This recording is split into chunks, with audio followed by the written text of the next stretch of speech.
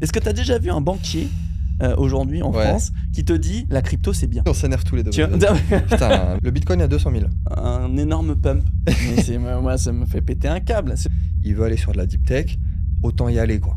Un investissement, en tout cas indirect, à l'intelligence artificielle qui permet de pouvoir booster tout ça. Mais de quoi il me parle quand même, Bitcoin? Ça me parle ton truc là, j'en ai plein en plus. C'est le week-end où j'ai été certainement le plus déçu de ma vie, où je me suis rendu compte. C'est parce que j'ai un énorme bag. Non, c'est parce que. Non. Ok. Aujourd'hui, nous allons parler d'intelligence artificielle, de crypto-monnaie, d'IA dans la crypto. On va commencer par parler de comment investir dans l'intelligence artificielle. En deuxième point, nous allons voir les projets crypto hype du moment, les coulisses des projets hype du moment. Et on va finir par parler de l'intégration de l'IA dans la crypto. Je suis François Denis, le cheval de Troie de la finance, ingénieur de formation devenu conseiller en investissement par vocation, investisseur depuis 2009. Si vous êtes nouveau sur cette chaîne, bienvenue. Ici, on explore des idées audacieuses et des investissements alternatifs pour les esprits libres et les citoyens non conformistes. Et n'oubliez pas, investir, c'est voter avec son argent. C'est un réel combat politique qui se gagne par l'argent, le nerf de la guerre. Et pour ce faire, j'ai avec moi un invité de marque, expert crypto IA, encore une fois de la région de Montpellier, c'est extraordinaire. Comment vas-tu, Jonathan? Bah écoute, ça va très bien et je suis très honoré que tu puisses m'inviter ici et que tu me donnes la parole pour pouvoir parler de ce sujet. Alors je dirais pas que je suis expert, je dirais que je suis généraliste dans tout ça et que j'essaye un petit peu tout, mais que j'ai cette vente fondamentale en fait d'IA qui est ancrée en moi aussi. Bon, je vais laisser te présenter, mais c'était, comme tu dis, presque normal. On est presque voisins aussi. C'est vrai. Ça fait des années, tu organises des événements autour de la crypto, commencé, mais tu as intégré l'IA sur plein de sujets. Donc, évidemment, entre la proximité, on va dans la même salle de sport. On va à la même heure à la salle de sport. Donc, est-ce que tu peux nous en dire un petit peu plus sur toi, à la fois ton parcours et ce que tu fais aujourd'hui en termes de consulting, crypto, IA, d'événements et ainsi de suite?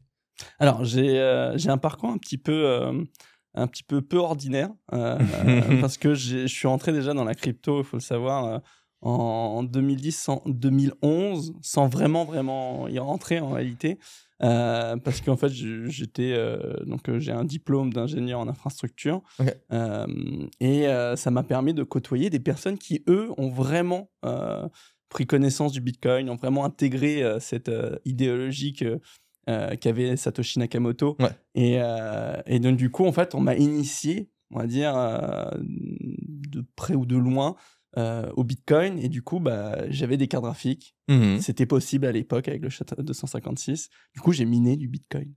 Il faut savoir qu'à l'époque, avec des clics sur une petite... une petite souris sur ton clavier, avec ton clavier et ta souris sur un ordinateur, tu pouvais avoir des bitcoins assez rapidement. Donc 2010-2011. 2010-2011, ouais. Si je dis pas de conneries, peut-être avant, peut-être après, enfin je sais plus. C'est très tôt. Tu vas comprendre pourquoi je m'en rappelle pas si bien que ça, et que je veux pas forcément si bien m'en rappeler que ça. C'est que j'en ai miné beaucoup. Et à un moment, la personne qui m'a initié à tout ça, en fait, je lui ai envoyé un screen. D'accord, un screen sur sur MSN, pardon. Ouais, à l'époque, pour les plus jeunes qui nous suivent, genre, mais c'est quoi MSN? C'était la messagerie qui a été remplacée par Messenger, par exemple. C'était à la fin des MSN, d'ailleurs, je pense. Ouais. Oui. D'ailleurs, je trouve qu'il y a vraiment une très grosse ressemblance avec Messenger, et je trouve qu'ils ont gardé un peu les codes, mais c'était là où on pouvait faire des whiz et compagnie, si tu te rappelles. Donc, c'était la première messagerie qu'on pouvait vraiment avoir entre les jeunes. Pour Jones, même quand on dit ça, j'ai l'impression qu'on devient vieux, tu vois. Ça commence. Et donc du coup, dans cette messagerie, j'ai envoyé une photo un screen de mon écran en fait à la personne qui m'avait initié au minage de Bitcoin. Et je lui envoie ce screen avec 884 Bitcoin. Donc à l'époque, not bad. Mais c'était rien, tu vois, à l'époque. Oui, bien évidemment, c'est vraiment le prix de l'époque, oui. Et il s'avère que, au fil du temps, il y a de nouvelles versions de Windows qui sont sorties. Donc moi, j'ai formaté. Et en fait, quand je dis formaté, c'est que j'ai pas pris attention en fait ce que j'avais sur mon PC. Et surtout, je n'y ai absolument pas cru. Donc en fait, oui, t'as même pas cherché à se dire. J'ai pas cherché à sauvegarder quoi que ce soit. Tu vois, j'ai sauvegardé mes photos, mes images, etc. Et c'est là où ça a tout son intérêt. Et donc du coup, je formate, je reformate. Je commence à avoir 5-6 ans après, je commence à avoir des secteurs défectueux sur ce disque. Donc je fais un formatage bas niveau, etc. Et arrivé en 2019. j'intègre Microsoft. Ok. Je travaillais chez Dell Technologies et ensuite j'ai intégré Microsoft en tant qu'architecte infrastructure. Ok. Et à ce moment-là, en fait, je me retrouve au Louvre à présenter une des solutions qui était prometteuse chez Microsoft, où on parlait d'hyperconvergence aussi, notamment les prémices. Et je me suis fait stopper en fait par une personne en sortie de conférence. Et cette personne me dit, bah écoutez, c'est top que vous parliez des nouvelles technologies en fait. Par contre, ce serait bien que vous puissiez parler aussi de la blockchain, du Bitcoin. Voilà, tu voulais un truc, mon gars. Et là, je commence à me dire, mais de quoi il me parle quand même, les Bitcoin? Ça me parle ton truc là, j'en ai plein en plus là. Ça s'en est où là? C'est monté à 10 centimes, c'est quoi? 2 pizzas avec. Ah ouais, c'est folle. Mais concrètement, ouais, donc du coup, je suis arrivé là et je me suis dit, mais c'est bizarre, mais Et il me dit en fait le prix du Bitcoin, qui était aux alentours de 6 000 €, je crois, si je dis pas de bêtises à ce moment-là. Oh, ouais, ok. Et, Ouais, je vois. ça doit être un truc comme ça, Ouais, là, parce que j'étais 6 000 sur le € me marché, marque vraiment quand j'en Ouais, parle. Et donc, du coup, je réfléchis, je fais, attends, si j'en ai 1000, c'est quoi le délire en fait? Ouais, Et c'est donc, ça. du coup, c'est le week-end où j'ai été certainement le plus déçu de ma vie, où je me suis rendu compte en fait que, en faisant toutes les recherches sur toutes mes sauvegardes que je pouvais avoir, j'avais récupéré une seule et unique chose, c'était le screen que j'avais envoyé à la personne qui m'avait initié au Bitcoin. Et t'as Avec le perdu les 884 BTC, mais t'as retrouvé le screen des 884 BTC. Voilà, mais pas le reste. Et donc du coup, au final, c'est un mal pour un bien, pardon. C'est parce qu'au final, ça m'a remis dans l'écosystème. Du coup, de 2019 à 2021, avec un ex-co-associé, j'ai pu fonder Space Mining Box, qui était une société en fait de minage qu'on avait au Portugal. Ça me semble logique du coup. Et tu vois, j'avais loupé le coche, donc du coup, j'ai voulu y rentrer à nouveau. Et donc du coup, jusqu'en 2022-2023, la société a très bien tourné jusqu'à changement de protocole d'Ethereum qui nous a mis à mal et a mis à mal pas mal d'entre nous, et qui a fait qu'on a fermé Space Mining Box et qui m'a amené par la suite à cofonder Ruby Chain. C'est la conséquence. Exactement. Qui est une société qui accompagne, qui conseille et qui forme les entreprises et les employés et les dirigeants aux nouvelles technologies. Donc l'intelligence artificielle et tout ce qui est Web3, donc tout ce qui est accompagné de blockchain et crypto. Ok. Voilà. Ok, donc oui, tu avais ce fameux somme intersidéral qui t'a ramené aujourd'hui sur ce fauteuil. Sinon, Exactement. tu serais probablement pas là d'ailleurs. Ouais. Et donc oui, effectivement, je crois que la première fois où on s'est rencontrés physiquement, c'était au séminaire Ruby Chain 2023. Exactement. On intervenait, je crois que c'était sur macroéconomie et blockchain. T'as totalement compris, ouais. C'est juste que t'as eu un petit souci au States. Ouais, c'est la seule conf que j'ai loupé de ma vie. J'étais ultra large. Je prenais l'avion de New York la veille. J'avais 24 heures d'avance. Large. J'arrive à Montpellier, tranquille, je dors. Et 3 retards consécutifs. J'ai jamais connu ça.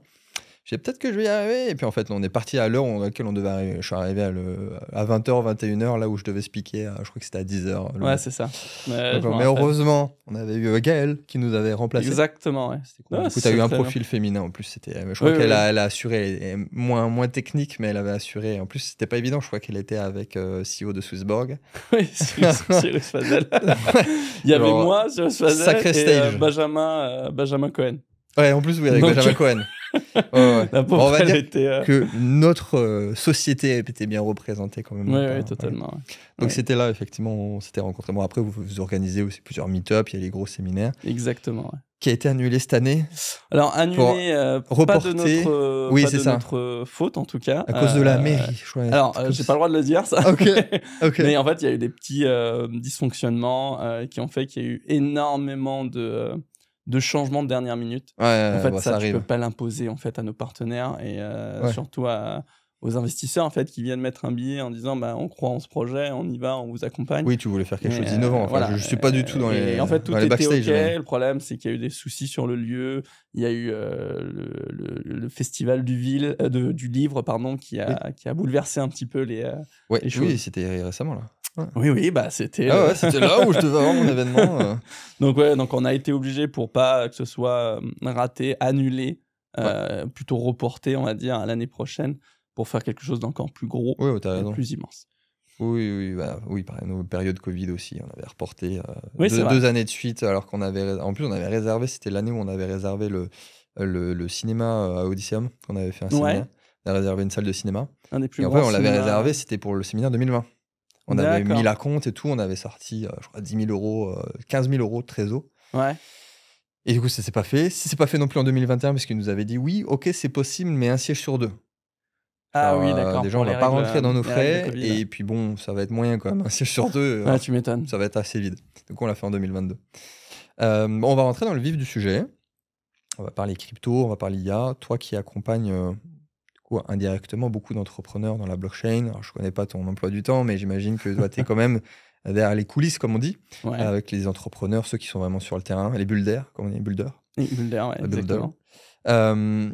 Pour toi, quelle est vraiment la hype du moment? Est-ce que c'est vraiment l'IA, crypto-IA? Est-ce que c'est le RWA, la tokenisation? Qu'est-ce que tu vois et que le grand public ne pourrait pas voir de par ton statut où tu accompagnes les porteurs de projets crypto?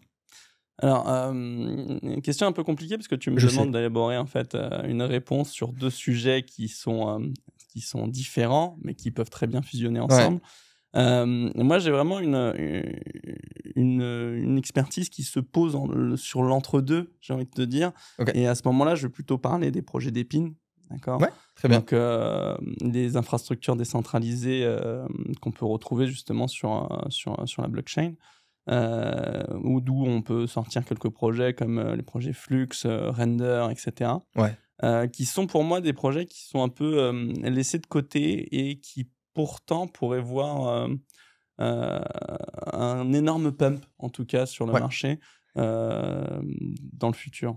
Pourquoi? Parce que quand on parle d'infrastructures d'intelligence artificielle, on ne pense pas forcément à ce qu'il y a derrière, comme le LLM, Large Language Model, et surtout l'infrastructure sur laquelle tu dois faire tenir en fait ce ouais. LLM.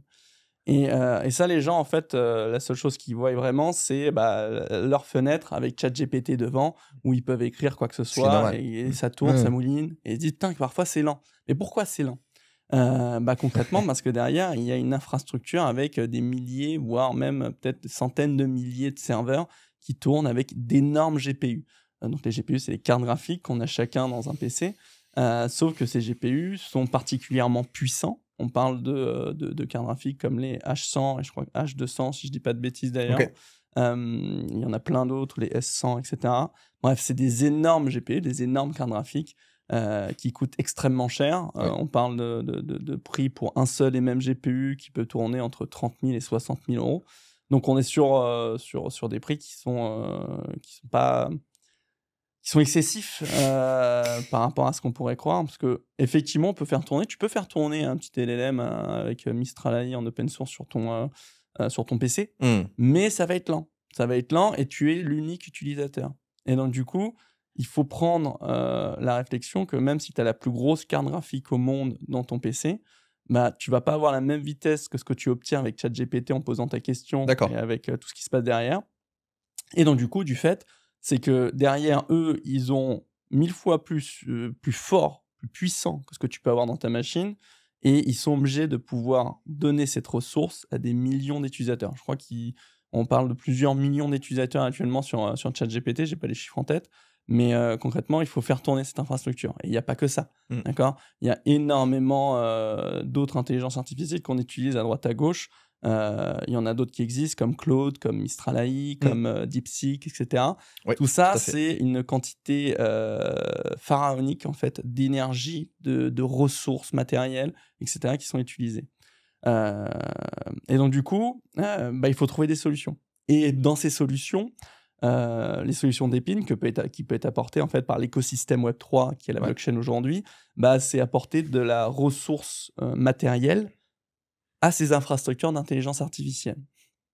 Donc, tout le monde le sait aujourd'hui, l'intelligence artificielle est vraiment la hype du moment. Par contre, on ne fait pas attention au moteur qu'il y a derrière. Tu vois, on voit la voiture, on voit le cadre, l'habit en fait de la voiture. Pour le grand public, c'est pas nécessaire, c'est sûr. Voilà. Et derrière, en fait, le moteur, ils s'en foutent. Comme utiliser Internet, mais tu sais pas expliquer Internet. Ouais, le grand public, bien c'est sûr. pareil. Ouais. C'est vrai. Et ça, c'est assez triste. Ça, c'est comme ça, c'est la nouvelle génération, quand même la nouvelle génération d'investisseurs, etc. Bref, c'est de se dire que cette génération, c'est utiliser un téléphone, mais c'est pas ce qu'il y a derrière, c'est pas ce que c'est réellement, tu vois. À l'époque, toi et moi, on avait un PC. Bon, on savait à peu près ce qu'il y avait derrière, parce qu'il fallait savoir pourquoi c'était lent, pourquoi ça marchait pas. C'est comme ça qu'on est tombé dedans aussi, que ce soit informatique, les cryptos, ça geekait, ça faisait du minage. Ouais. Et donc, du coup, tu vois, arriver avec toutes les solutions de Dépine, c'est que on peut miner du Bitcoin, on peut miner une crypto-monnaie, même si aujourd'hui en France, ça vaut pas du tout le coup, tu vois. Mais ce qui se passe, c'est qu'avec des projets d'Épine comme Flux, je prends Flux parce que j'aime beaucoup ce projet, c'est la possibilité de mettre ton PC, les ressources de ton PC, à disposition à la communauté. De tout ça, ouais. Et là, ce qui est cool, c'est de se dire que la majeure partie du temps, ton PC, tu l'exploites peut-être à entre 30 et 40% maximum, tu vois. La plupart du temps, tu n'es pas à 100%, tu vois. Et donc, du coup, tu peux mettre à disposition 20 à 30% en plus à la communauté. Ces 20 à 30% additionnés à des milliers d'utilisateurs comme toi, et en fait, on peut obtenir en fait une espèce de ressource pour les intelligences artificielles utilisées dans les centres de recherche, par exemple, contre les maladies, contre le cancer, etc., pour trouver de nouvelles énergies, etc. Et en fait, on peut trouver énormément de possibilités pour continuer à faire accélérer les nouvelles technologies apportées par l'intelligence artificielle aussi, il faut y penser, grâce à des méthodes communautaires, j'ai envie de te dire, et aller plus loin, comme des projets comme Render, se dire qu'eux mettent à disposition uniquement en fait, des ressources GPU, et les ressources GPU, c'est aussi beaucoup utilisé dans le domaine du cinéma. Je sais que tu as pu interviewer justement un producteur là-dedans. Eh bien, il faut savoir que pour les effets spéciaux, un film comme Avatar, un film comme Avatar, en fait, on pourrait... assez demandant. C'est énorme. Chaque frame, etc., c'est énorme en termes de ressources. Et bien ça, des projets comme Render mettent à disposition de la puissance de calcul de GPU pour pouvoir permettre à des petits studios de pouvoir faire réaliser des choses aussi peut-être un peu moins spectaculaires, mais qui s'en rapprochent pour eux aussi pouvoir entrer dans le game et de se dire, ok, on a de la ressource à moindre coût, parce que ça coûtera toujours moins cher qu'un AWS chez Amazon ou chez Microsoft. Et donc, du coup, ils ont la capacité de pouvoir aussi travailler sur des effets spéciaux, sur des films à petit budget, qui peut, comme Paranormal Activity, tu vois, exploser et du coup rendre les investisseurs qui ont cru à ce projet devenir un peu plus riches, quoi. Donc, Dépine, je dirais. RWA, tout le monde en parle. Et ensuite, on a Hyperliquid aussi, là, qui est un petit peu la hype du moment aussi. Donc, je ne me suis pas forcément intéressé, mais c'est quelque chose qu'il faut prendre en compte et se tenir informé des actualités. Moi, je suis quelqu'un qui fait partie du hardware, de tout ce qui est... comment on fait l'infrastructure, tu vois. Donc c'est vrai que les projets d'Épine sont quelque chose qui m'intéresse un peu plus. Et tu fais plaisir parce que c'est que dans la dernière émission crypto qu'on a faite, justement, avec mon acolyte Gabin qui était à ta place, on avait fait le top crypto à fort potentiel et les thématiques. Et on était arrivé à la conclusion que oui, on a parlé pas mal de d'Épine et que c'était celui qui était le moins hype pour le grand public, pour l'investisseur lambda crypto, IA, Memcoin, RWA, encore, j'en passais des meilleurs. Mais c'est que le Dépine, c'est peut-être parce que tu as cette image justement de trop technique et de ça me parle pas, c'est moins passionnant que d'aller acheter du Doge ou. Parce que c'est ultra intéressant ce que tu dis, parce que les gens on suit la hype du moment, donc comme on le disait, tu vois. Là en ce moment c'est Hyperliquid, c'est IA, etc. Mais en fait il y a des structures qui doivent faire fonctionner tout ça. Et ça, on n'y croit pas souvent, tu vois. Tu sais, quand on prend aujourd'hui le réel problème du monde, c'est l'énergie, tu vois, c'est l'électricité. C'est évident. Tu vois. La crypto, la valeur intrinsèque, c'est l'énergie. Exactement, n'oublie pas. Hein. Ça fait plaisir que tu puisses le dire, ça. Et donc, du coup, tu vois, même si on revient même sur la partie politique, quand on parle de la France ou quoi que ce soit, on a quelque chose qui s'appelle le nucléaire. Le nucléaire, on sait qu'on a des pertes d'énergie proches des nucléaires qui pourraient nous servir justement pour le minage ou pour du Dépine ou peu importe. Et en fait, on laisse à l'abandon tout ça. On est bafoué par les réglementations européennes qui nous imposent des choses de revente, etc. Bref, on pourra en parler peut-être un peu plus tard. Mais tout ça, en fait, nous cause un souci. C'est que derrière, on a une énergie qui est bien trop chère pour les Français par rapport à ce que nous, on est capable de produire en France. Et dans tout ce qui est projet d'innovation, comme des projets d'infrastructure, d'intelligence artificielle, comme des projets d'Épine, Et ben là, on se retrouve vraiment bloqué parce que c'est pas intéressant aujourd'hui de le faire en France parce que avec je vois ce qui totalement est ce que tu veux dire, ouais. imposé en fait par le coût même de construire sa propre IA, ben on est bloqué par le prix de l'électricité, par les licences, par les réglementations européennes qui nous imposent de ne pas pouvoir travailler dans certains secteurs avec de l'open source. Ok. Donc tout ça devient très compliqué et impose en fait à trouver d'autres solutions. Mistral AI, il l'a très bien fait, ils Ouais. sont partis. Tu vois, il n'y a pas à chercher ailleurs. Hein. Et donc du coup, bah, comment on peut peut-être contourner tout ça? Ouais, Et c'est sûr que c'est bah, radical, mais. oui, c'est radical, mais ça a Mhm. marché pour Ah, le bien coup, sûr. tu vois. Aujourd'hui, je pense pas que tu peux me dire, on va dire une licorne française d'intelligence artificielle qui cartonne et qui est connue par le monde entier en France. Ouais. Tu vois. Bah, Hormis là où Mistral on qui est s'est barré. bon, c'est sur la recherche fondamentale, mais c'est le syndrome de l'ingénieur qui pense que le truc il va se vendre juste parce que c'est bien, qui n'a Ouais. pas besoin de marketing, qui n'a pas besoin de machin. Sur la recherche et en termes vraiment d'ingé pur, on est très très bon, Ouais. mais il n'y a pas d'adaptation commerciale, il n'y a pas de business model, il n'y a pas de machin. Et donc là, il faut aller voir ailleurs, il faut aller voir aux États-Unis, il faut aller voir en Chine. Ouais, mais là, tu parles d'un problème qui est vieux comme le monde. Bien sûr. On parlait d'Internet. Mais là, Pourquoi c'est très Internet, parlant. Le quantique et l'IA, Oui. c'est vraiment les deux domaines où on peut se dire que. J'avais fait une émission justement avec Gilbert, pour ceux qui l'ont vu, Gilbert Réveillon, qui est conseiller du commerce extérieur, où il me disait que nous, dans notre tête, on est champion du monde, mais dans 30 ans. Ouais. Les autres sont en train de se dire, putain, quelle est l'application commerciale de suite qu'on peut mettre par rapport à ce qu'on sait faire. Et la France, c'est waouh, génial, on est les meilleurs chercheurs du monde, on sait faire ça, on a telle avancée. Et on est champion du monde, et Macron, et Startup Nation, mais dans 30 ans, toi. Ouais, mais est-ce que ça, du coup, c'est pas de l'ego, tu vois? Ah bah si. Tu vois, concrètement, Bah, regarde. c'est l'ego français, c'est-à-dire on alors, est les punaise, meilleurs au tu me fais monde. plaisir. J'ai fait une C'est vidéo très là-dessus. intellect. C'est exactement ce que tu viens de dire. C'est ouf. intellect. Mais oui, en fait, on a un énorme souci et ça date d'il y a longtemps. Hein. Tu parlais d'Internet. On avait le Minitel. Ouais, c'est Minitel, Tu c'est te le rappelles syndrome le Minitel. Minitel, C'est tu ça, vois? moi j'en avais un, oui, Et bien sûr. t'avais un Minitel. J'avais Minitel. Ah, attends, mon daron était ingénieur en Attends, je pense qu'il informatique. faudrait expliquer ce que Travaillé c'est un à France Minitel pour Télécom. Il chacun. a fait France Télécom Orange toute sa carrière. Je peux te dire qu'on avait des téléphones comme ça dans les années 90 portables et que j'avais le Minitel chez moi. Moi, je faisais, Tu oui, sais que bien les sûr. gens vont croire qu'on a 40 ou 50 Ouais, c'est ans. ça. quoi.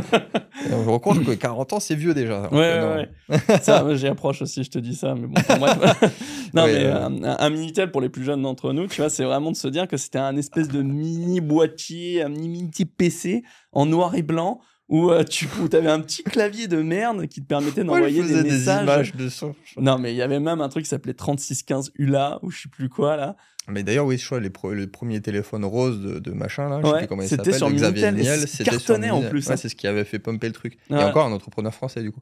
Ouais, bah voilà. Bah, Xavier Niel a Ouais. beaucoup travaillé sur les Minitel. T'as vraiment dit pour les plus jeunes d'entre nous. Ouais, C'est vraiment le non, coup de parce que ça, tu sais, parfois, on me dit en commentaire, mais c'est quoi un Minitel tu Ouais. vois. Donc, c'est pour ça que je le rappelle maintenant. Oui, hein. oui, Quand après, j'ai eu cette ouais, réflexion, je ça m'a pense fait que bizarre. c'est de l'ego mal placé pour se dire Totalement. on va pas sur le terrain parce que on est trop dans notre cerveau à réfléchir, à dire on est les meilleurs parce qu'il faut pas aller sur le terrain. Ouais. Bon, ensuite, quand Internet est arrivé, tu vois, on s'est dit, mais c'est n'importe quoi. Tu sais, c'est un petit peu comme disait le philosophe. Je vais te donner ce qu'il dit, tu vas trouver le philosophe, tu vas voir. C'est que pour chaque révolution technologique, en fait, il y a trois. Ouais, ok. Ok, Je vois le truc. j'ai plus le nom du philosophe, mais tu vas en trouver. 3 étapes. Il y a 3 étapes. La première, c'est que Internet, par exemple, c'était ridicule. C'est totalement, c'est rigolo tout ça, mais ça n'arrivera jamais au point de notre technologie qui est le Minitel. Tâche de gueule. Et ensuite, tu vois, la deuxième étape, c'est qu'on a commencé à trouver ça assez dangereux. Les gens se sont dit, non mais attention, ça veut dire que si on est tous interconnectés, ça veut dire que la Russie peut peut-être nous pirater, question de nous cybersécurité, piquer des données, question des trucs comme ça. de data, RGPD. Ouais. Et ensuite, t'as l'évidence. C'est-à-dire qu'aujourd'hui, toi et moi, on a tous les deux, sur notre téléphone, on a Internet dans notre poche. Ouais. En plus, nous, on n'est pas nés avec, mais... Enfin, oui, on n'est pas nés avec, mais... Ça ramait beaucoup, il y avait le bruit pour te connecter. Non, après, je veux dire, mes enfants et les générations, eux, ils naissent avec, ils sont nés avec. Mais c'est ça, c'est exactement les 3 étapes, c'est ridicule, dangereux, évident. Exactement. Donc, j'ai plus le nom du philosophe. Ouais, je ne sais pas. Faudrait qu'on le marque en sous-titre. Ouais, on ira chercher l'info, on le notera. C'est Schopenhauer. Ok, ouais. Voilà, je crois que c'est Schopenhauer, si je dis pas de conneries, et sinon tu pourras me me squeezer. Mais c'est Schopenhauer qui est le philosophe qui disait ça, et il avait entièrement raison, et ça se répercute de génération en génération. Et comme ce qu'on voit là aujourd'hui avec l'intelligence artificielle qui arrive avec cette espèce de révolution qui vient tout changer, comme a fait avec la révolution industrielle, le fait que la force s'est transformée, en fait, a été prise par les machines. Ouais. Donc, en fait, notre force s'est transformée en travail intellect. Et aujourd'hui, j'ai l'impression, tu peux me dire si je me trompe, hein, c'est que le travail intellect commence à être pris par l'intelligence artificielle. Oui. Et que derrière, bah, en fait, notre savoir-faire, etc., va forcément commencer à peut-être à disparaître.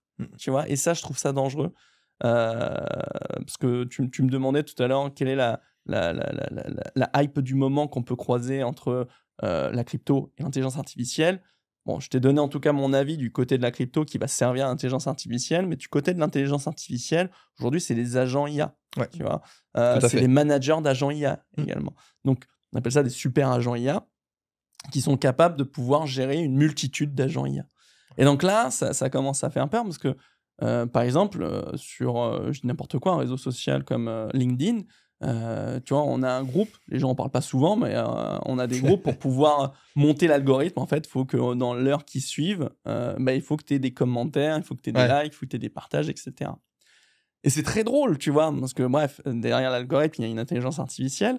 L'intelligence artificielle est un algorithme de statistique, mais pour éviter de devoir aller taper sur mon téléphone, de regarder en fait qui c'est qui a publié un post pour pouvoir le commenter, le liker, à la pour mano, quoi. l'aider, tu vois. C'est Tout infaisable. ça, aujourd'hui, j'ai une solution d'automatisation avec N8N qui va venir taper sur mon WhatsApp dès lors qu'il reçoit une nouvelle notification. Ouais, quand tu fais qui un va lien aller avec checker, les différents, exactement, qui va aller checker en fait canaux, la publication LinkedIn, qui va prendre le contenu du post, qui va venir rédiger par rapport à moi, à comment il sait que je rédige un commentaire de quelques lignes, et va faire automatiquement le post, le commentaire au post.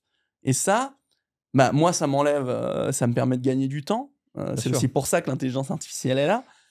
Mais ça m'enlève aussi autre chose, c'est la réflexion intellectuelle.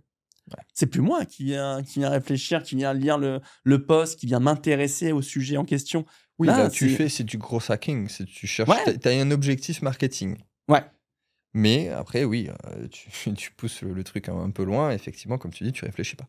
Ah non, tu réfléchis plus. Mais c'est pas l'objectif quand tu mets ça en place dans un sens. Tu le sais. Je le sais. Mais le truc, c'est que du coup, j'ai capacité. Tu vois, dans les entreprises, on essaye de rendre, en tout cas, les employés, les dirigeants, beaucoup plus opérationnels, beaucoup plus performants. Ouais. Pourquoi ? Pour leur faire gagner du temps. Et souvent, ce qu'on dit, c'est que quand on vous fait gagner du temps, ça va vous permettre d'être beaucoup plus quali. De mettre le qualitatif. De rester dans ta zone d'excellence, dans ton sweet spot. Tu vois, et il y a un truc qu'on oublie souvent, tu vois, c'est comme les supports techniques. Quand tu as eu un problème à SAV, je sais pas, tu as eu un problème avec ton PC, un problème avec ta voiture, et t'appelles. Et tu tombes sur quelqu'un qui se trouve au Pakistan. Bon, peut-être pas, j'aurais peut-être dû dire un Pakistan en ce moment, mais, mais en tout cas, voilà. Ouais. Tu m'as compris. Non, on a très bien compris le problème, ça arrive à tout le monde. Donc, Et le truc, c'est que tu tombes sur quelqu'un qui comprend pas vraiment ta problématique, qui suit un cahier des charges, etc. C'est chiant, tu vois. Oui. Aujourd'hui, il y en a qui essayent et qui le font très bien, c'est de mettre l'intelligence artificielle vocale au service en fait de ces supports techniques. Oui, ça commence là. Ça commence. Tu vas appeler, tu te rends compte. Mais ils font en plus un scénario. Oui, vous m'entendez bien. Oui, bon. Oui, et après, tu te rends Alors compte. ça c'est horrible parce que là tu parles aussi des personnes qui viennent t'appeler à longueur de journée pour dire oui, allô, vous m'entendez?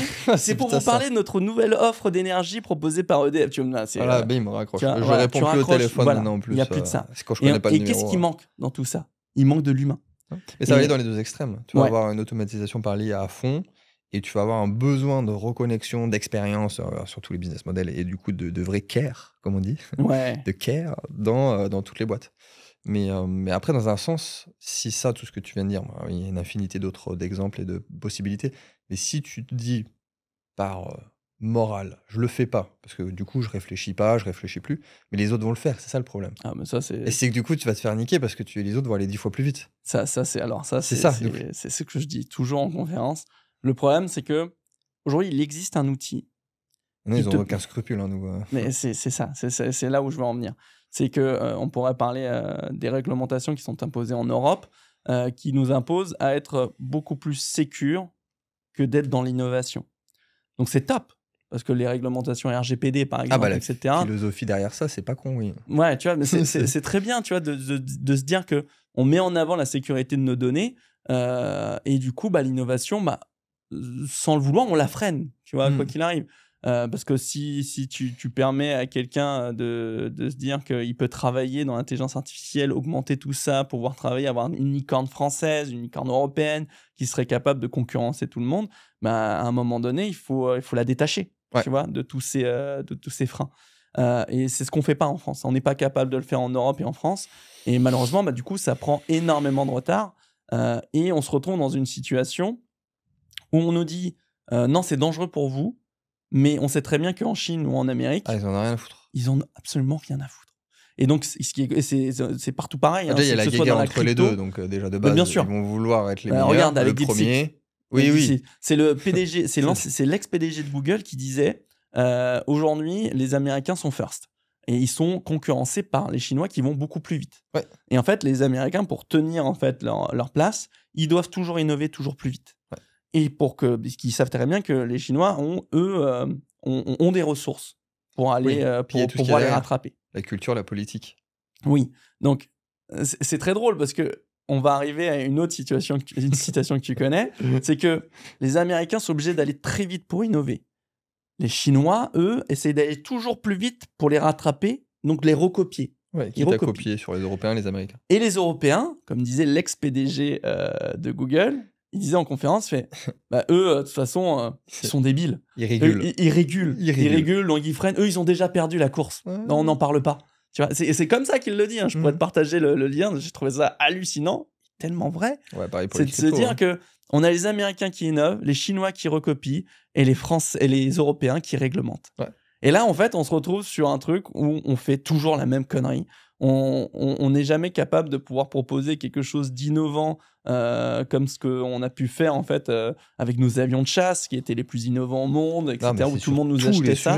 Notre nucléaire, on a été en avance pendant des années et des années et à cause de nos réglementations qui nous ont compressés, qui nous ont imposé de ne pas pouvoir créer le nouveau ERP. On a la fusion nucléaire aujourd'hui qui est freinée aussi par tout ça. Ouais. Donc, à un moment donné, on se retrouve sur l'idéologie de se dire j'aimerais innover en France, j'aimerais innover en Europe, continuer mon business, etc. Mais je sais que si je veux pouvoir exploser, c'est pas ici que je vais le faire. Ouais, c'est ça. C'est ça le problème. Et donc, moi, en plus, là aussi, moi, il y a même presque une question d'ego. Je veux le faire en France, parce que j'aime mon pays, parce bien que sûr, mais moi aussi. D'être franco-français et tout. Mais c'est des bâtons dans les roues. Et du coup, un exemple très concret, quand tu parles de réglementation, on est en retard par rapport aux autres. Mais vraiment personnel, du coup, sur le projet crypto qu'on a lancé. 2 ans pour avoir le PSAN. Alors déjà, il y a 2 choses.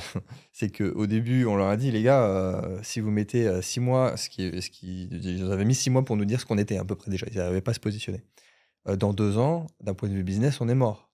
Si on ne peut pas faire de bise et que vous mettez 2 ans pour nous donner la réglementation, heureusement, on avait fait la levée de fonds et ainsi de suite. Donc déjà, ça, c'est le principe de base. Et surtout, du coup, pour pouvoir aussi indirectement survivre, on avait ouvert à l'international, sauf aux résidents français. En fait, c'était plateforme française, franco-française, qui allait avoir le PSAN, fait par des Français, ouvert à tout le monde, sauf aux Français pour respecter, ils vont dire à l'AMF, regardez, on respecte tout, c'est pas KYC, on peut pas ouvrir à des Français. C'est le paradoxe, c'est incroyable. Ah ouais, non mais attends... Enfin, tu parles des autorités du marché financier, mais moi, ça me fait péter un câble. C'est surtout quand tu prends Bruno Maire à l'époque, qui disait « La France sera la passerelle des nouvelles technologies de la blockchain et de la crypto. » Non, mais... c'est incroyable ce qu'il a dit, tu vois, en sachant qu'on est un des pays qui taxe le plus les plus-values sur les cryptos, à se dire aussi que au final, on est en train de te sortir qu'on veut être innovant, être les pionniers en fait sur la crypto, sur la blockchain, sur les nouvelles technologies. Et en fin de compte, en fait, on te dit non, par contre, si jamais c'est anonyme, nous ça nous plaît pas trop. Ah ouais, parce que attends, on fait quoi ? On a une monnaie fiduciaire, donc il faut qu'on la fasse tenir auprès des banques. Il faut qu'on fasse tenir nos banques. Donc nous déjà, ça nous plaît pas. Est-ce que tu as déjà vu un banquier aujourd'hui en France qui te dit la crypto c'est bien. Vas-y à fond, vas-y investis. Sors ton argent de ton compte et vas-y investis. Bien sûr, et ça ce serait ce qu'on appelle un conflit d'intérêts. Exactement. En fait, ton argent placé, tu le diras beaucoup mieux que moi, mais ton argent placé sur un livret A ou placé simplement en banque sert à la banque. Alors ça, j'ai vu il n'y a pas si longtemps que ça, la très grande majorité des gens ne savent pas que l'argent qui est laissé sur leur livret A, compte titre, compte courant, est utilisé par les banques. Mais oui. Il y a une question de liquidité que tu peux retirer quand tu veux. Alors, il y aurait un problème si tout le monde retirait au même moment. Il y aurait un énorme problème. Ce qui, du coup, tu fais un squeeze à l'échelle bancaire et d'un point de vue structurel, ça va être compliqué. Mais l'argent est utilisé. Tu peux le retirer quand tu veux. Donc, tu as l'impression qu'il est là, mais j'avais donné des exemples même peu glorieux où c'était utilisé là, pour acheter de l'armement pour Gaza, Israël, par des banques françaises qui avaient acheté des munitions qui avaient été utilisées pour tuer des civils à Gaza. Et c'était des grandes banques françaises. Et les gens ne savaient pas. Je m'en suis rendu compte récemment qu'ils ne savaient pas, les gens, que c'était utilisé. Mais moi, je vais plus loin. C'est que j'ai fait un test une fois, c'est de demander aux gens. Tu vois, souvent, aux gens, surtout qui en a priori par rapport à la crypto. Tu fais un micro-trottoir. Tu l'as vu peut-être. Non, t'as fait un micro-trottoir. Ah non, je l'ai pas vu. Et en fait, les gens, c'est là où j'ai été très surpris. Pendant qu'on faisait ce micro-trottoir avec Ruby Chain, on a trouvé des gens où on leur a demandé est-ce que vous faites plus confiance à votre euro ou au Bitcoin? Et les gens font ah bah non, hein, moi j'ai plus confiance au physique, à ma monnaie que je peux tenir dans mes mains. Et là en fait j'ai été déboussolé parce que je me suis rendu compte d'une chose, c'est qu'en posant la question aux gens, est-ce que vous savez ce que c'est votre euro? Est-ce que vous savez ce que c'est le mot fiduciaire, ce que ça veut dire? Les gens sont incapables de te dire ce que c'est. Vous savez que 95% de l'argent fiduciaire, c'est des zéros qui a même pas de billet derrière. C'est du vent. Oui, surtout qu'en plus, ils veulent supprimer le cash. Mais bien sûr, mais pourquoi? Mais c'est ça qui est fou. C'est que l'argent fiduciaire, donc vient du mot latin fiducia, qui veut dire confiance. La confiance que tu attribues aux banques qui vont te donner la valeur de ton billet. Vas-y, on s'énerve tous les deux. Putain, mais c'est exactement ça. Et moi, je trouve ça dingue. Parce que du coup, si on reprend sur quoi a été posé en fait nos billets de banque, on peut prendre l'exemple concret même à l'époque des chevaliers du Moyen-Âge, etc., où l'idée, elle a été très bonne. C'est de se dire que le peuple devait donner son or pour le sécuriser au château. Et le château le gardait dans des énormes... C'était adossé à quelque chose. C'était adossé. Donc, parce qu'ils donnaient, en fait, ils ont attribué un billet qui disait « Vous avez tant d'or au château ». Et donc, du coup, les gens avaient la certitude d'avoir leur or sécurisé au sein du château, qui était le meilleur endroit pour être sécurisé. Ouais. Et donc, du coup, le roi, à l'époque, il dit « C'est top ». Mais à un moment donné, il s'est rendu compte aussi que personne venait chercher son or. Et là, tu te dis « Il y a un truc à faire, là. » Attends, j'ai une idée. Et si je venais me servir un petit peu dans les réserves et que j'attribue un petit peu plus de billets, tu vois? Donc, en fait, pour 1 kilo d'or, en fait, t'avais 2 billets d'1 kilo d'or. Ça, le Gonze a inventé l'impression monétaire. Mais ça apporte pas de difficulté. Parce que tant que personne vient chercher son or au même moment, tu vois, il n'y a aucun souci. Ouais. Sauf que si un jour, tout le monde vient chercher son or au même moment, on n'a plus confiance à ce système, à cette sécurité qu'apporte le château. Mais en fait, il allait avoir d'énormes soucis, il y aurait eu une révolte et le roi aurait été capoute. Et ça, en fait, on ne le comprend pas. C'est ce qui s'est passé aussi en Grèce et qui montre aussi en fait, les gens qui failles faisaient la de ce queue système. derrière chaque banque qui était Pourquoi? fermée. Parce qu'ils ne pouvaient pas retirer plus de 100 euros par jour. C'était incroyable. C'est de se dire, on a un système auquel on a confiance, qui est similaire, qui est dans un pays, la Grèce, qui appartient à l'Europe, et on te dit, il y a une faillite économique du pays. Ouais. Et donc, du coup, aujourd'hui, on ne peut pas garantir que vous allez pouvoir profiter pleinement de votre argent qui est en banque. Ça compromet quelque chose. C'est de se dire que si l'Europe, aujourd'hui, n'avait pas posé des milliards et des milliards pour la Grèce pour leur permettre de pouvoir survivre, on aurait eu un système financier qui aurait été ambigu pour beaucoup de gens au sein de l'Europe. En Europe, si jamais tu as une banque qui fait faillite, en France en tout cas, tu sais que tu es sécurisé à 100 000 euros. Sur le papier. Parce que si tu te rappelles bien, il y a une banque, la même chose, il y a une banque avec les Russes, etc., qui a fait faillite. Et le ministère de l'économie à l'époque a dit non, mais on pourra pas tous vous rembourser. Après, c'est sûr que si tu es plus dans la merde que ce que tu avais prévu, dans la réalité, tu peux pas le faire. Ouais, mais c'est surtout cette sécurité qu'impose la France en disant t'inquiète, nous on rassure, si ta banque a fait faillite, on est là. Et en fait, le ministère de l'économie a se dit on pourra pas rembourser tout le monde à hauteur de 100 000 euros. Et ce qui s'est passé, c'est que il s'est fait contacter par toutes les banques françaises. Elle a dit non, vous pouvez pas dire ça. Nous, on va faire en sorte que cette banque va pouvoir rembourser à hauteur de 100 000 euros tous les clients qu'ils avaient. Ouais, et ça s'est fait. Pourquoi ? Parce que si tu dis ça, ça crée en fait un syndrome panique. Du chaos. Tu vois ? C'est encore pire. Bah ouais, ça veut dire qu'il se passe quelque chose qui aurait pu arriver au roi, c'est que tout le monde vienne retirer son argent. Derrière. Et qu'est-ce que tu fais quand il n'y a plus d'argent et qu'on ne peut plus fournir suffisamment d'argent ? En plus, le prorata, il est gigantesque. C'est pas genre 9 sur 10 en banque, c'est genre 10%. Il suffirait qu'il y ait 2-3 personnes sur 10 qui aillent chercher son argent, c'est mort. Ouais. Donc, en termes de pourcentage, ça, mais ouais. Ouais, pour revenir sur le sujet, ça marche à chaque fois. Et même encore hier, j'étais avec des gros entrepreneurs de la région, vraiment des mecs 60-70 ans, qui pèsent, toi. Beaucoup, puisqu'ils voulaient investir au Maroc avec nous. Et là, on commence à parler de crypto. Alors, de suite, moi, je suis en roue libre à chaque fois qu'on me lance sur la crypto avec des gens, surtout avec des vieux, toi. Je recommence à expliquer. Oui, mais ça repose sur rien, la crypto, machin, exactement ce que tu dis. Bon, déjà, ton billet de 500, en vrai, il vaut pas plus que ton billet de 50. C'est 2 bouts de papier. Exactement. C'est juste qu'on s'est tous mis d'accord sur ça vaut 10 fois plus, parce qu'on a confiance dans l'État. Mais par contre, est-ce qu'on rejoint ce qu'on a dit tout au début, sur lequel tu étais content que je le dise, le Bitcoin et les cryptos, ça repose sur une valeur qui est l'énergie. Il faut une énergie pour la créer. Donc, ça repose sur quelque chose comme... Il y a une valeur intrinsèque. Ça ne sort pas de nulle part. Et il y a eu de l'argent qui est sorti pour le créer. Et donc, indirectement, le Bitcoin a plus de valeur que l'argent fiduciaire, en tant que tel. En tant que tel, parce qu'il y a une total supply. Oui, déjà total supply, et ça repose sur l'énergie. On le sait, à chaque fois, quand tu regardes les charts, en plus, tous les 4 ans, tu sais que ça augmente en termes de valeur pour créer un Bitcoin. Enfin, bref, pas rentrer dans les détails. Et à la fin, au bout d'une demi-heure de conversation, ils étaient acquis. Ouais, et de suite, c'était on va tokeniser les actifs, machin chose. Du coup, ils étaient en délire total. On va tokeniser le gisement de cuivre au Maroc, on va faire ça, on va investir au Bitcoin et tout. Mais de base, même des gens qui savent comment ça marche, qui sont des grands entrepreneurs investisseurs, ils étaient là, ils étaient sur le cul.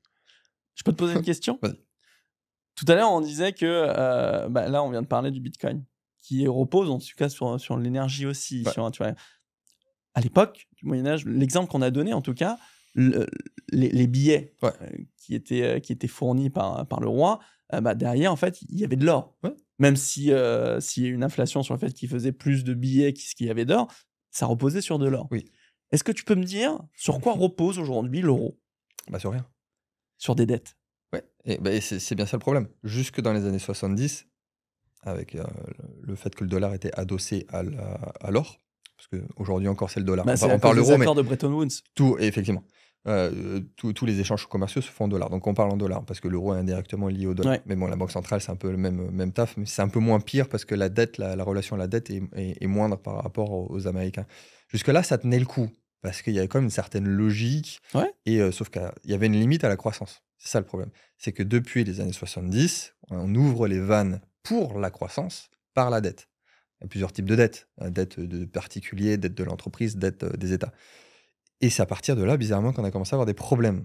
Que ça soit vraiment par rapport aux ressources, par rapport à l'augmentation drastique de tous les actifs, et qui ne peut pas tenir pendant très longtemps. Ben oui.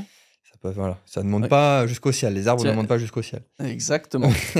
mais récemment encore, c'est le gouvernement américain, je ne sais plus qui exactement on a parlé, où ils ont annoncé, ils en ont parlé, mais pour qu'ils le disent publiquement, c'est que ça doit être sérieux, pour revenir à un dollar adossé à l'or. Pour qu'ils le sortent comme ça, qu'ils le balancent, c'est que c'est toi, ils le diraient pas si c'était juste. Ce qui était drôle, c'est prendre la petite anecdote, c'est qu'il y avait des billets où c'était marqué ce dollar représente tel gramme d'or qui est retrouvé, que tu peux venir récupérer en banque. Ils l'ont enlevé par la suite. Et là, tu es en train de me dire qu'ils vont peut-être revenir en arrière. Je trouve ça assez fort. Et c'est peut-être pas une si mauvaise idée. Ah, bien sûr. Moi, je trouve ça super intéressant sur ce que tu me dis. C'est les ressources sont infinies. Parce que, encore une fois, pour moi, on fait en sorte de mettre des œillères aux gens. Tu vois, le système veut ça, parce que sinon, il s'effondrerait. Et concrètement, quand tu me parles du fait qu'on doit adosser à quelque chose, qu'on dit que c'est adossé à rien, c'est adossé à des dettes, etc., ça cause un souci. C'est qu'aujourd'hui, tu prends un pays comme la France, on a entre 3200 et 3400 milliards de dettes. Ouais. Donc, on prend parti. La France, elle, peut rembourser 3 milliards tous les ans, mais tous les ans, en fait C'est il le y a double. ce roulement où on est obligé d'emprunter à nouveau. C'est ça. On produit 2 fois moins que ce qu'on prend en dette. Voilà. Et la problématique, elle est là. C'est qu'on a des prêts qui sont tracés sur 8 ans. Sur 8 ans, on avait des prêts qui étaient presque inférieurs à 1%, on était sur du 0%. Et là, on arrive sur des limites où on va devoir reprendre ces prêts qui étaient adossés à du 0%, qui aujourd'hui vont être sur du 3-4%. Le problème, sur des montants aussi colossal que ce que nous, on emprunte, on va avoir des taux d'intérêt, des intérêts qui vont se compter à plusieurs centaines de milliards, entre 100 et quelques milliards, pardon, pas forcément plusieurs centaines de milliards, mais en tout cas, à une centaine de milliards d'euros juste en intérêt. Ouais, grave. Et là, tu te dis, on a déjà du mal à se dire qu'on doit réduire en tout cas nos dépenses, qu'on doit réduire un peu le budget pour pouvoir tenir et repasser un petit peu en dessous de... je sais plus combien de pourcentage on doit rétrécir le...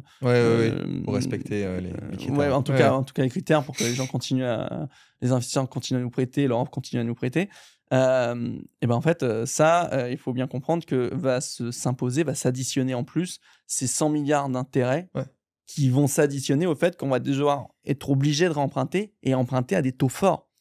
Et ça, c'est problématique. C'est ce que je dis souvent dans la logique de l'investisseur en mon père de famille qui regarde ce qui a été fait avant, et je dis, il y a des investissements qui étaient OK il y a 30-40 ans. Ouais. Qui sont plus OK aujourd'hui. Les obligations, l'obligation, c'est de la dette. Assurance vie, fonds euro. C'était bien pour vos parents, c'était tout à fait OK qu'ils le fassent. Mais plus pour vous. Si tu réfléchis par rapport à ce qui était fait, au changement de paradigme et ce qui était fait avant, au cycle d'avant, ça n'a aucun sens. Parce que c'est pas parce que ça a toujours marché que ça va marcher. Justement, non, au contraire, à un moment donné, ça s'arrête. Et que tu as plus de chances de faire déjà de la renta, mais même que c'est plus sécure d'aller dans l'alternatif, même la plupart du temps, et plus ça va, plus c'est le cas, que de rester sur des investissements de l'ancien monde et du XXe siècle. Ouais. Pour toutes ces raisons. Donc ouais, vraiment très attention. Non. Est-ce que tu peux nous dire, alors, je donnerai ma pierre à l'édifice, mais comment investir dans l'intelligence artificielle?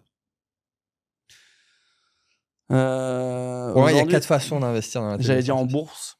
En bourse, ça, c'est le premier point. Tu as le premier point qui se fait. Tu as plusieurs plateformes en plus qui te permettent de pouvoir le faire.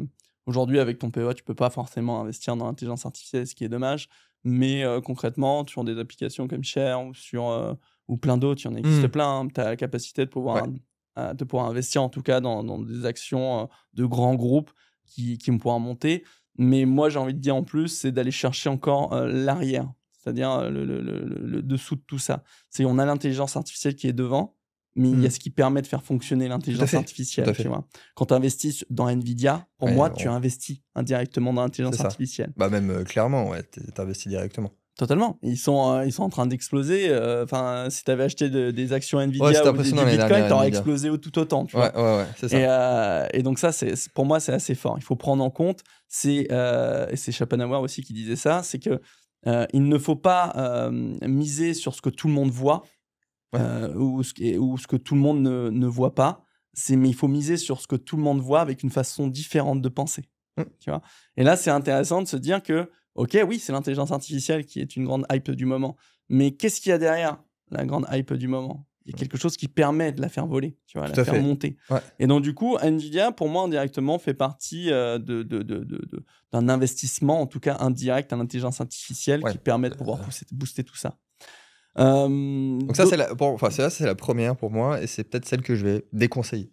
Ok, d'accord. Non, après, bon, je ne vais pas rentrer dans le détail, mais pour plein de raisons morales, éthiques et même purement financières et économiques. Je ne vais pas revenir sur le sujet, mais bon, à éviter sur certaines mesures. Ok, d'accord. Mais c'est intéressant, j'aimerais bien avoir le pourquoi. Ensuite, on a plein de projets qui sont reliés à la blockchain, à tout ce qui est crypto, au monde de la crypto, où justement, je te parlais d'infrastructures aussi comme Render, comme Flux, comme... Tout ça, indirectement, est aussi relié à l'intelligence artificielle. Donc ça, effectivement, c'est un deuxième point. Voilà, il faut y penser. Token. La tokenisation, que tu peux retrouver. Tu as des projets aussi que j'ai pas forcément en tête, qui sont basés totalement Web3, qui sont là pour faire fonctionner des agents IA. et qui se veulent être des solutions ultra innovantes dans ce secteur-là et qui permettent de pouvoir d'investir autrement que par la bourse, mais avec la crypto sur des projets qui sont dédiés à l'intelligence artificielle. Là, c'est intéressant également. Troisième façon de faire, peut-être. Alors là, j'en ai pas forcément en tête, je t'avoue, pour être très honnête. Mais je veux bien que tu m'aides du coup. Ouais, donc les 4 façons d'investir. Donc, tu as dit la bourse. Ouais. Donc, c'est sur le côté. Et il y a le non-côté, en equity.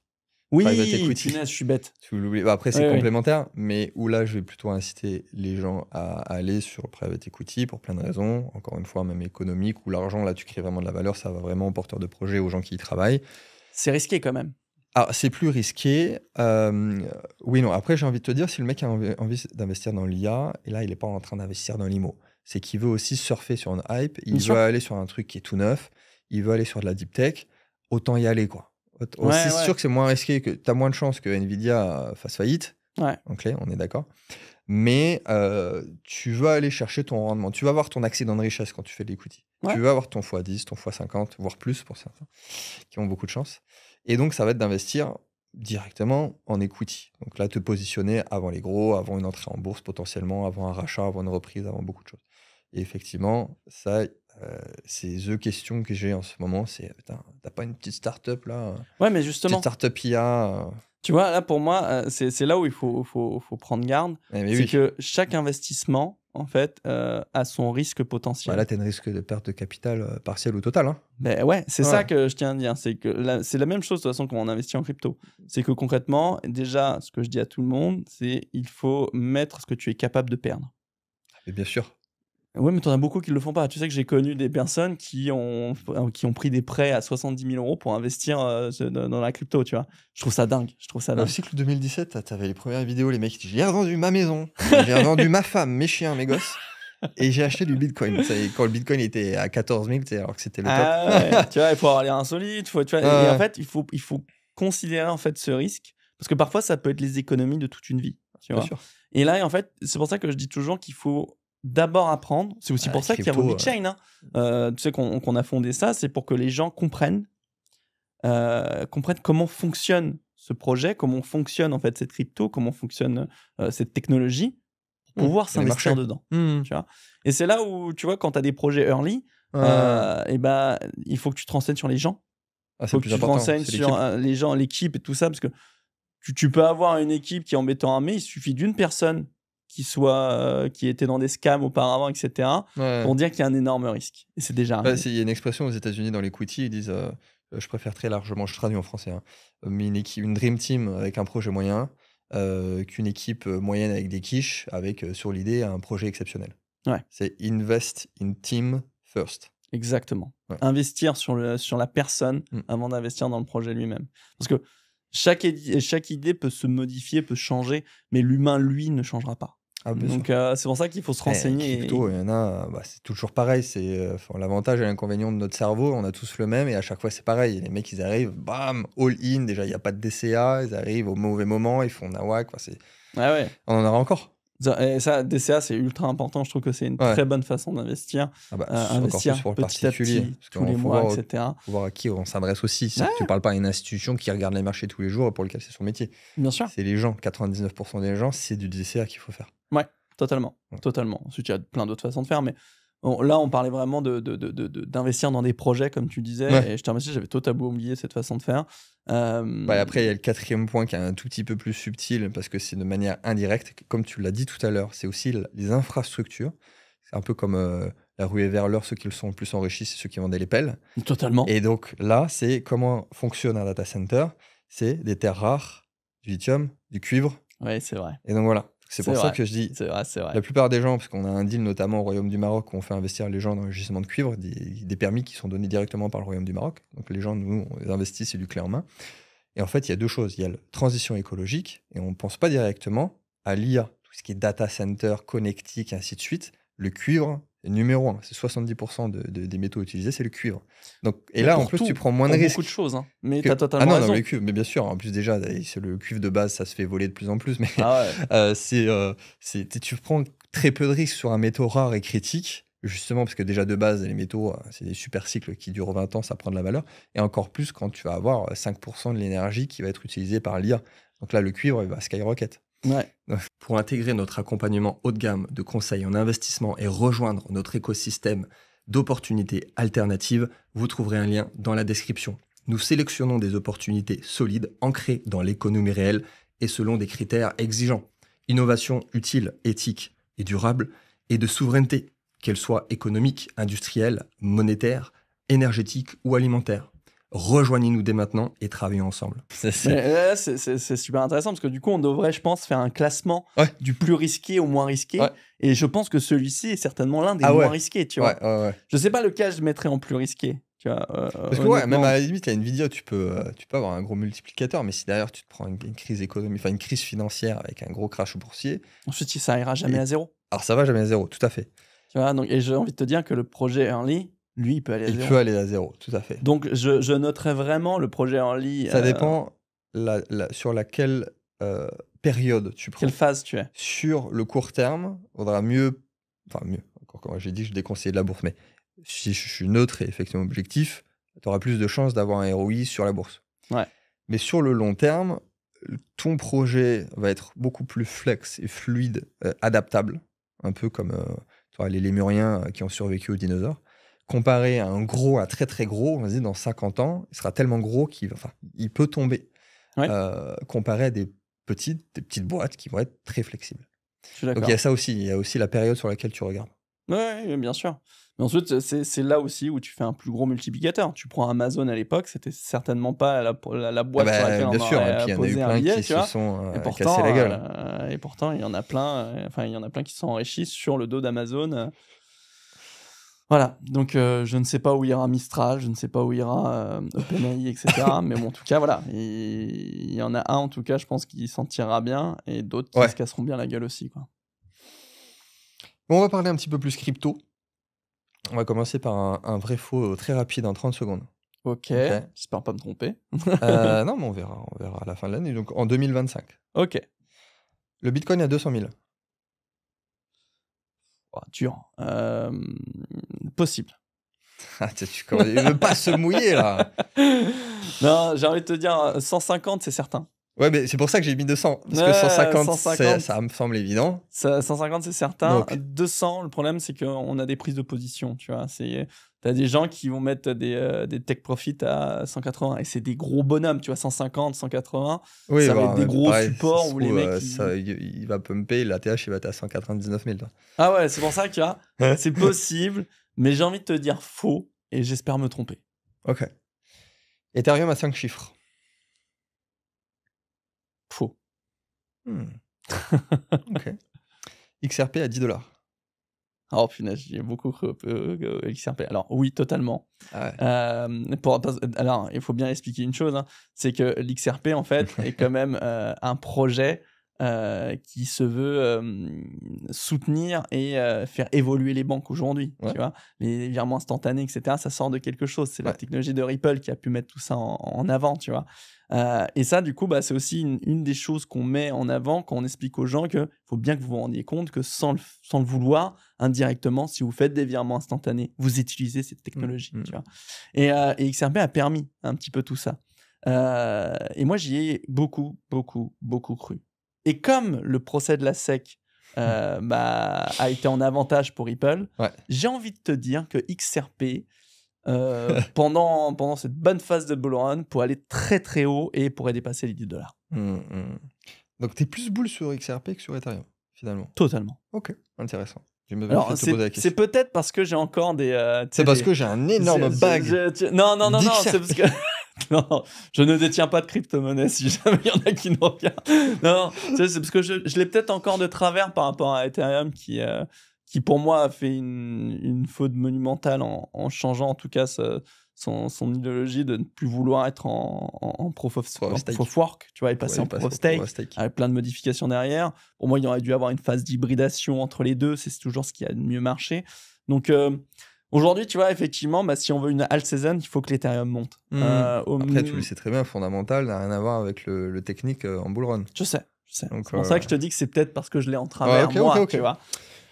Ok. Solana à 1000 dollars. Possible. Donc, fin 2025. En 2025, donc oui, jusqu'à T4 Ah, 2025. quand même, dur. Alors, certitude d'ici 2 ans, mais 2025, je dirais faux. Ok. Et le dernier, Dogecoin à 1 dollar. Oh putain. Faux. Ah, plusieurs thématiques. Faux, totalement faux. Je pense qu'il lui faudra beaucoup plus de temps. On peut plus le prendre comme une rigolade, ce coin, même si ça l'a été. Une Faut grosse savoir capitalisation. que le Doge, quand même, a été la création d'une simple blague pour pouvoir... et que le fondateur, d'ailleurs, a revendu tous ses Doge pour acheter une petite voiture d'occasion et il s'était totalement dégoûté par la suite. Mais... c'est porté par Elon, c'est porté par beaucoup de célébrités. Et au final, donc, il y a une grosse possibilité que ça puisse monter très très haut. Pas aujourd'hui, pas cette année. Et je pense même pas dans les 2-3 prochaines années. Je pense bien après. Bah, c'est tellement une large cap aujourd'hui que justement, tu peux avoir presque une logique à la Bitcoin, quoi. C'est-à-dire que les gens, s'ils l'utilisent, why not? Ouais, alors, je suis le premier à déconseiller les mêmes coins. Hein. Mais... Ensuite, combien de temps a pris Bitcoin pour pouvoir monter à 1 dollar, tu vois? C'est ça qu'il faut se dire aussi, tu vois, il y a eu du temps. Aujourd'hui, le Doge... alors, quelle année a été sorti le Doge? Non, je sais pas, je suis pas sûr de moi. Je voudrais pas dire de bêtises, tu vois. Mais ensuite, voilà, effectivement, tu prends son market cap, il a explosé. Donc, est-ce qu'il peut faire encore un fois 10 pour pouvoir atteindre... je sais pas. Je sais pas, mais il a 25 centimes, là, si je me trompe pas. Là. En ce moment, on enregistre. Ouais, mais pour moi, ça va... Non, pour moi, c'est une certitude qu'en 2025, et j'espère me tromper pour ceux qui en ont, hein, mais pour moi, non. Faux, hein, totalement faux, et même pas d'ici les deux prochaines années. Ok. Bon, j'ai bien fait de te poser des questions très intéressantes. Ok, merci. Je te donne totalement mon avis. Hein. C'est mes avis personnels par rapport à ce que je peux avoir comme expérience dans ce secteur. Bon, après, comme on dit, Dior, hein, donc vous ferez vos propres recherches et en fonction de vos analyses et votre propre stratégie. Mais on a parlé de l'influence crypto dans l'émission précédente. Ne vous faites pas influencer non plus par n'importe qui en fonction de votre stratégie si c'est pas ça qui vous convient. Exactement. Parce que tout ce qu'on dit ne sont pas des conseils en investissement. Oui, et puis même de base, une influence peut être bonne pour quelqu'un et mauvaise pour une autre. Exactement. Totalement d'accord. On arrive à la fin de cette émission crypto. On va passer à la question intime et à la minute culture. Ok. Une question intime pour toi. Ok. Désolé de te la poser, mais qu'est-ce que tu ferais aujourd'hui avec 884 BTC? Ok. Désolé, mec. non, je n'ai pas de souci avec ça. Qu'est-ce que je ferais? Eh ben, écoute, j'investirais. J'investirais fortement avec une diversité de mon portefeuille. Qui serait, Alors, c'est simple. Pour moi, il y a une énorme croissance qui va se faire. Donc, beaucoup disent non. Mais l'immobilier reste quand même encore un secteur aujourd'hui qui me paraît sensé. Surtout cette année. Il faut savoir quand même que les taux sont encore très hauts. Donc, on a encore on n'a pas suffisamment de demandes dans le marché pour pouvoir faire exploser les prix. Mais ce qui fait que à réouvrir les vannes en plus. Voilà, ça commence à réouvrir, mais ça fait que les prix encore sont assez bas. Pour moi, tu achètes un bien à 300 000 euros, d'ici 2 ans, tu auras la possibilité de le revendre 350, 400 000 euros. Et le plus gros paramètre, c'est que les vendeurs, ils sont pris à la gorge depuis 2 ans. Mais c'est ça. Et qu'est-ce qui va se passer quand tu fais un moins 20, moins 30%, ils sont OK. Quand les taux vont redescendre à 2,5. Si les taux ils redescendent à 2,5, tu vas avoir beaucoup plus de demandes. Ça va changer. Entre le pouvoir, entre les vendeurs et les acheteurs. Et ça va se passer exactement ce qui s'est passé avant la crise financière qu'on vit, la crise économique qu'on vit actuellement. On va se retrouver avec des biens qui vont prendre 10, 15, 20, 30% de plus en très peu d'années. Et donc, du coup, acheter aujourd'hui un bien immobilier, ça fait sens. Est-ce que tu achèterais du coup, ça fait quoi 884, ça fait 90 millions. J'ai beaucoup, là, j'aurais beaucoup à dépenser. 90 millions d'immobilier. J'investirais, comme tu l'as dit, et c'est une vérité que j'aurais dû prendre en compte, c'est investir dans des projets que je crois. Des projets où je peux même peut-être être au board. Avec un tel investissement, je veux être au bord de ces entreprises, de ces startups. Parce que ensuite, j'ai cette notion, j'ai ouvert plusieurs startups. Donc, je sais que je veux avoir mon mot à dire et j'investirai dans ces projets-là qui font très sens pour moi, que ce soit dans des infrastructures technologiques, dans des innovations technologiques. J'irai dedans. Par exemple, ce qu'on a fait avec, tu dois les connaître, avec Interstellar. Ouais, bien sûr. Oui, Ouais. oui, Ouais, ils sont ces venus, Mac, je les connais très bien, t'inquiète. Louis, il est venu ici, et du coup, effectivement, on a bien investi parce qu'on est très, très alignés avec ce qu'ils font. Ouais. Ouais, mais Ouais. ils sont top en plus. Ouais. Mais t'as plein d'autres projets, tu vois. Enfin, si on prend plein d'innovations qui sont en cours, t'en as plein. T'as Kelly Chain qui permet la certification d'objets grâce à la blockchain. C'est super intéressant. Enfin, j'irai chercher en tout cas tous ces projets qui faisaient sens pour moi Donc avant d'avoir ces un peu 884 d'equity, du bitcoins. coup, en equity. En Ouais. equity. Tu vois, c'est vraiment une diversification en fait de mon investissement. Et je le sais parce que je me disais en ce moment là, si vous nous écoutez, on a 250 millions d'euros à gagner à l'euro million. Donc je joue jamais. Mais là, je me suis dit, allez, je vais J'achète jouer. tous tu les vois. billets. et, Je fais un et donc x3. du coup, je me suis dit, mais qu'est-ce que je ferais avec autant d'argent? Ouais, c'est Et une vraie bah, question. je suis pas la personne qui irait faire, tu vois, qui flamberait tout ça, achèterait des voitures, etc. Je m'en fous en fait. Ouais, on est d'accord. Tu vois, Peut-être une fois. aujourd'hui, avoir une vieille voiture, je m'en balais que j'ai 1 million sur mon compte en banque ou que j'ai 250 millions, je m'en fous totalement en réalité, tu vois. Moi, ce qui me fait kiffer, c'est de me dire que je suis plus dépendant de l'argent. C'est quoi ton petit plaisir quand même? Le petit plaisir si t'as 90 millions. Si j'ai 90 millions, non, honnêtement, tu vois, mon petit plaisir, j'ai des chiens Ouais. et en fait, mon petit plaisir, tu vois, c'est de pouvoir en profiter, de pouvoir sortir tranquillement, de pouvoir, si j'ai envie de faire quelque chose, je le fais, tu vois. Ah, mais bien sûr. Et mon petit plaisir, Non, mais tu vois, bon, j'adore aller admettons, au moi, par exemple, ciné, tu tu me vois. dis, moi, j'achèterais un piano à queue. Ce serait mon truc. Alors, je fais de la musique, c'est bien que t'en parles, donc oui, je pense que Ah je ouais. sortirai un album, ça c'est une Ok. certitude. Mais ça serait vraiment un truc qui serait pas C'est ça. raisonné, mais qui Non, me mais coûterait clairement, pas tant. j'achèterais quelques vinyles que j'ai en Target et qui sont à des prix exorbitants et que je peux pas acheter Ah, pour pas ma bête. Alors, collection. j'aime beaucoup les montres. J'aime beaucoup les montres. Donc, c'est Ok. bien parce que tu me fais penser à beaucoup de choses. Et effectivement, j'adore les montres. Et donc, généralement, quand j'ai vraiment un kiff, je le fais. Mais il y a une montre que j'aimerais beaucoup avoir. C'est l'Explorer de chez Rolex. Celle-là, je l'aime beaucoup. Ouais, ok. Mais c'est pas, tu vois, si je l'ai Non, pas, c'est mais, pas grave, tu vois. non, mais on s'en fout, bien sûr. Tu vois. Mais honnêtement, voilà, si je peux, je diversifie mon patrimoine dans plusieurs choses, dans des projets, dans un projet que je vais moi-même lancer, et peu importe, dans l'immobilier et dans des placements, dans le Bitcoin, bien évidemment dans le Ok. Bitcoin, plusieurs C'est millions validé dans tout le ça. Bitcoin. Tout IMO, ça, equity, crypto. voilà. Ok. Magnifique. Et une petite montre. Et une petite montre ouais, pour me faire plaisir. Mais parce que les montres, ça prend de la valeur. Aussi, c'est Tu vois, l'invest. c'est ça, il Non, faut non. savoir qu'une montre, il y en a beaucoup qui ont des fonds. Bah, après, il faut le faire bien. Fonds de Mais... valeur, tu le fais bien, il faut choisir les bonnes ouais, montres, je les connais. Alors, je mécaniques, je connaître connais pas la l'histoire. niche, mais après, Encore je une connais fois, il des faut gens. connaître l'histoire avant Ouais. d'investir. Connaître la chose avant d'investir. Une montre, tu vois, tu vas l'acheter, tu prends. Moi, donc, je vais pas citer les montres que j'ai, mais j'ai une montre qui a un vécu, qui a une histoire, qui a été portée par un militaire, qui a été construite par une maison qui a fermé d'ailleurs. Ouais. Mais du coup, elle a beaucoup de valeur. Et donc, du coup, Ok. ces montres-là, tu les mets en banque.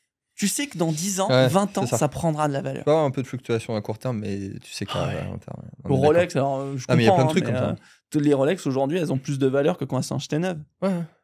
Tu vois. Donc ouais. Et même sur la musique, alors ça aussi je le dis de temps en temps parce que sur le marché du vinyle, je maîtrise très bien et je le fais pas pour question de morale et d'éthique, mais je sais très bien quoi acheter, je pourrais faire des x10, je peux faire des flips. C'est drôle, parce que je savais même pas que tu pouvais faire des x10 sur les vinyles. Si, je sais exactement quoi acheter. Il y a même en plus là, il y a un de mes artistes préférés qui est décédé.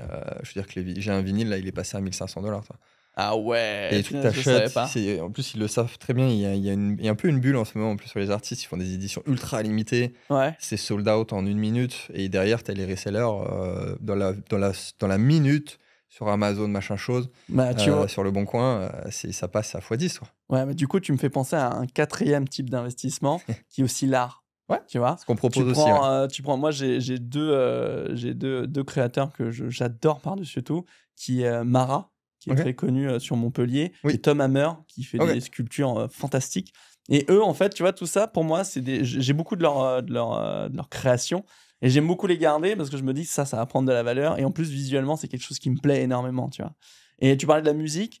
C'est un projet dans lequel, en tout cas, je suis passé en equity. C'est le projet All Fit. Qui gère en fait la musique, qui veut redistribuer un petit peu l'argent auprès des auteurs et t'apprends énormément de choses. Et c'est là où tu comprends que en fait, la musique a de la valeur aussi. Tu vois.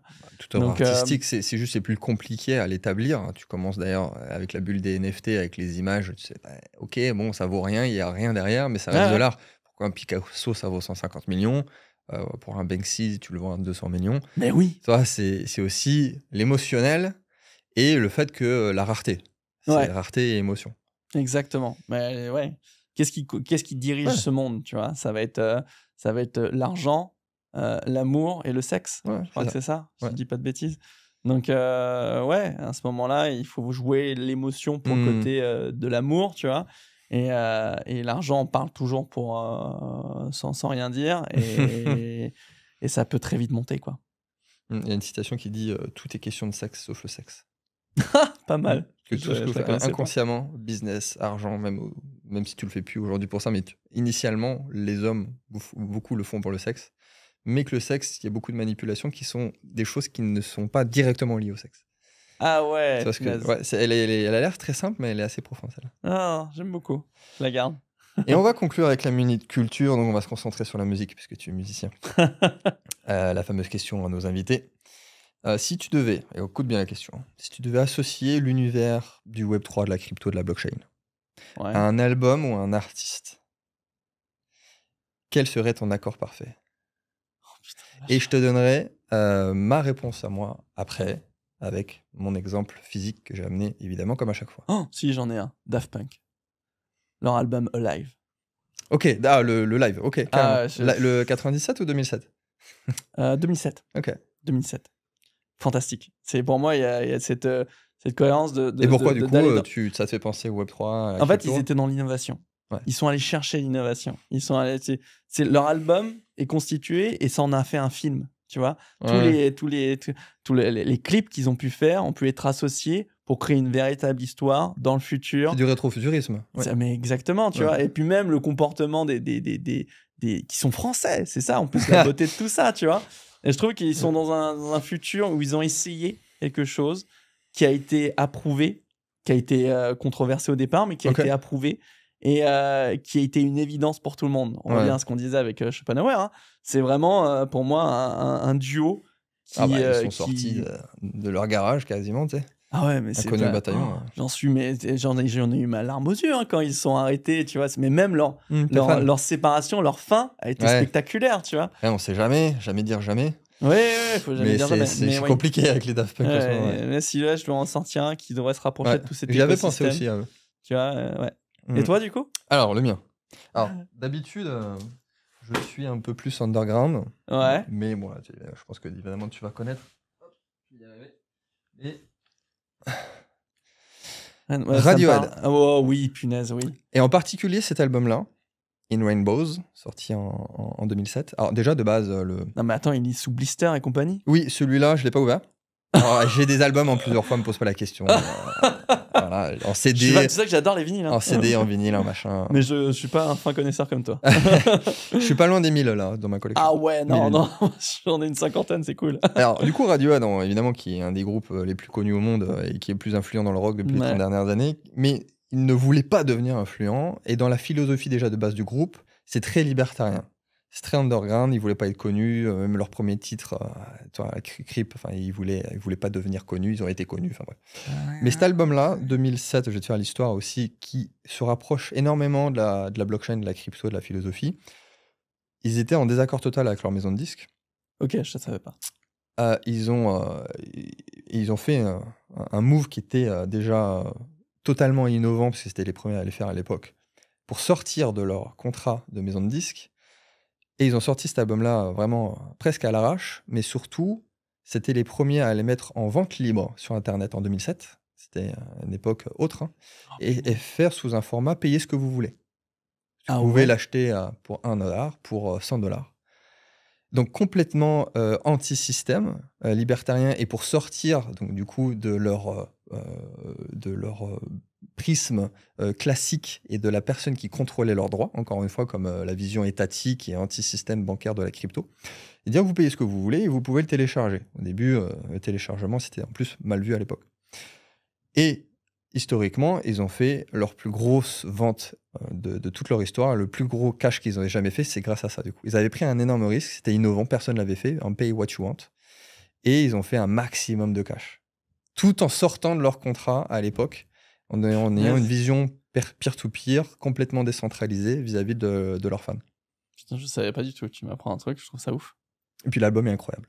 Oui, là, je reprends. L'album est très très bon. Je reprends Creep en cover. Je trouve ça fantastique. Ouais, en plus en termes d'innovation technologique, des instruments qu'ils utilisaient. Enfin, c'est des geeks, hein. Tom York, c'est un geek. Bah, tu vois, on se retrouve un petit peu, tu vois. Sur, tu vois, avec moi Daft Punk et toi Radiohead. Tout à fait, je suis fan de Daft Punk aussi. Hein. Ouais, bah voilà, moi j'adore Radiohead aussi, donc aucun souci. Je comprends totalement ton choix du coup. Merci pour tout, merci pour ton temps. C'était un plaisir. Et on se retrouve très vite pour une seconde émission avec Jonathan.